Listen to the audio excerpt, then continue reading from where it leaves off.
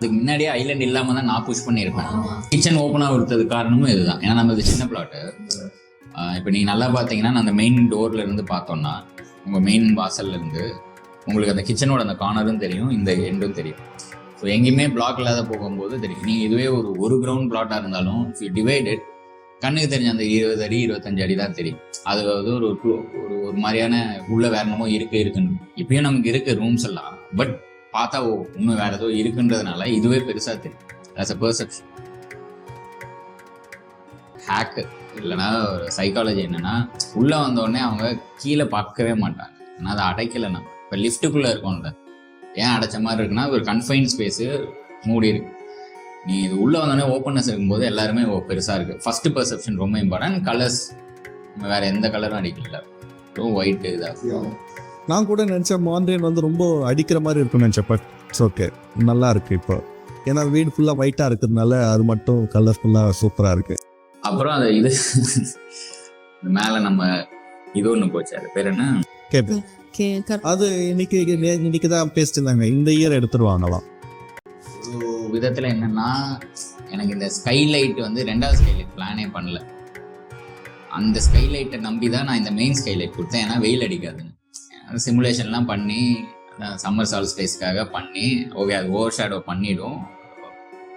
ஒரு 12 ஒரு 2 மணிக்கு மேலே வெயில் உள்ள அடிக்காது, உங்களுக்கு லைட் வரும், சில்லுன்னு இருக்கும்.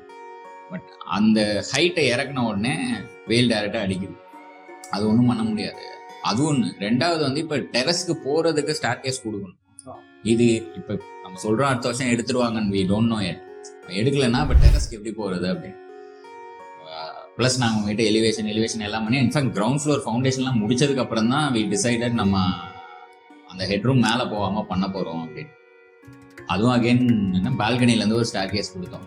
அதனால தான் அந்த கிளாஸ் கொடுத்து வச்சிருக்கோம். நீங்கள் ஃபியூச்சரை அதை தூக்கிட்டீங்கன்னா யூ கேன் ஜஸ்ட் ஒரே ஒரு ஃப்ளைட் போட்டால் you are still good enough and வேணா ரூம்ஸ் கூட போட்டுக்கலாம். ஏன்னா இப்போ நம்ம G+1 தான் கட்டியிருக்கோம், 2 வரைக்கும் கட்டலாம் ஆக்சுவலாக.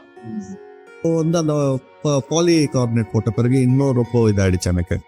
தெர்மல் உள்ளதான் போட்டேன். அது நல்லா இருக்கு ஆக்சுவலாக ஏஸ்தட்டிக்கல். பட் ஆனால் அந்த ஸ்டார்கேஸ் இப்போ ஆக்சுவலாக எனக்கு முதல்ல என்ன எலிவேஷன் இருந்ததுன்னே மறந்துட்டேன். ஏன்னா அந்த தனியாக போடணும், அது கவர்டு கிடையாது, பார்க்கவும் அழகாக இருக்கும். ஷாமை கேட்டேன் ஒர்க் அவுட் ஆகுமா செக் பண்ணு, ஹைட்டு மட்டும். ஏன்னா அந்த லென்த் இல்லைன்னா ஒர்க் அவுட் ஆகாது, ரொம்ப ரேஸும் பண்ண முடியாது.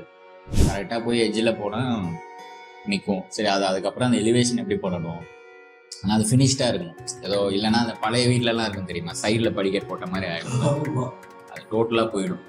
ப்ளஸ் நல்ல வேலை ஸ்ட்ரக்சரலும் வந்து அதுக்கு ஏற்ற மாதிரி ஒர்க்காக இருந்துச்சு. மெஜாரிட்டி ஆஃப் த ஒர்க் வந்து ஸ்ட்ரக்சரல் டிபெண்ட் தான். ஸோ ஹாஃப் வேலை எதுவுமே நாங்கள் சேஞ்ச் பண்ணல, பேலன்ஸ் பண்ணி தான் எல்லாமே. ப்ளஸ் ஆயில் டெஸ்ட் ப்ராப்பராக. ஆனால் டு பி ஆனஸ்ட் யாருமே நம்பலை.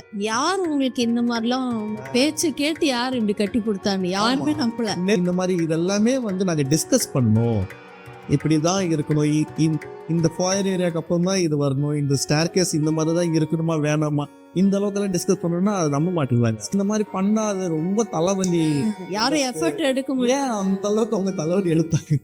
இல்லை அதுதான் நிறைய பேருக்கு இங்கே ஹவுஸ் கன்ஸ்ட்ரக்ஷன் வந்து they'll go to a contractor or an engineerனு வச்சுக்கோங்க. அவங்க கன்ஸ்ட்ரக்ஷனில் they'll be strong. பட் என்னன்னா கிளையண்டோட இன்புட்டை வாங்கி அதை டிசைன் பண்ணும்ல, அது வந்து ஆர்கிடெக்ட்ஸ் கிட்ட தான் இருக்கும். எங்களுக்கு வந்து அந்த மாதிரி சேலஞ்சஸ் தான் இம்பார்ட்டன்ட். ஆனால் நிறைய ப்ராஜெக்ட்ஸ்லாம் பண்ணுறது இல்லையா, வருஷத்துக்கு ஒரு 15 to 20 ப்ராஜெக்ட் இதே மாதிரி இண்டிவிஜுவல் ஹவுசஸ் இதான் பண்ணும்.